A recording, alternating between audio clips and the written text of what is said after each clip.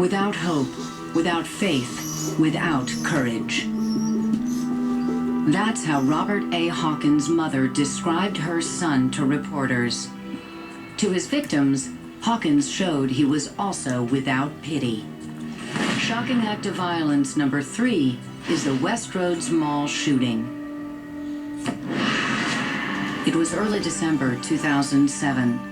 Employees and customers at the popular Westroads shopping center in Omaha, Nebraska were caught up in the holiday rush. 19-year-old Robert Hawkins wasn't in the Christmas spirit.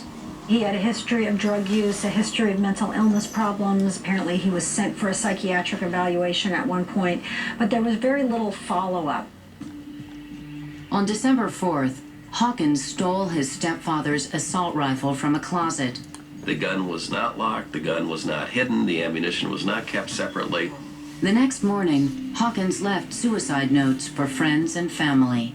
She talked about being depressed, he talked about being a burden to people, and claims that he just snapped.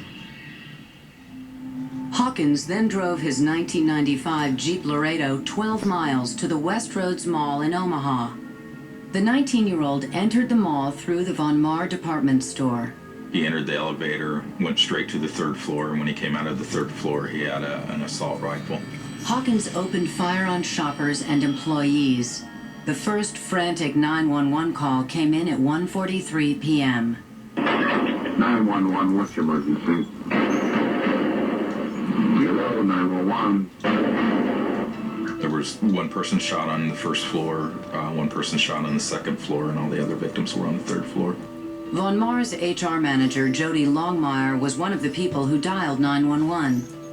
I am on the 3rd floor. That's where most of the people who have been shot are at. Okay, how many people do you have that are shot there? As far as I can tell, I have 2 to roughly 4. Police and paramedics arrived at the store within 6 minutes of the first phone call. At that time, there was quite a few cruisers pulling up and getting out their assault weapons, so I immediately asked if the scene was secure, and they said that the shooter was still possibly inside. But it was already too late. The gun is laying over by customer service. There's an officer there now. It looks like he might have killed a pistol. Okay, you see it laying by it again? I see him laying by it gun. Hawkins' final act was to turn the assault rifle on himself.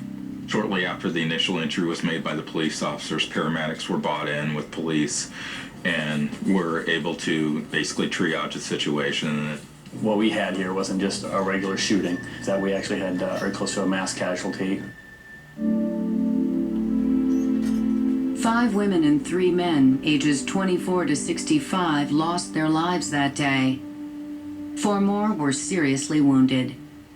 During the event, you're just focused on your job, but later on, you start, seeing the names, seeing the faces, and you're going, oh my gosh, because we all have families. It hits home. And that was what made it even harder.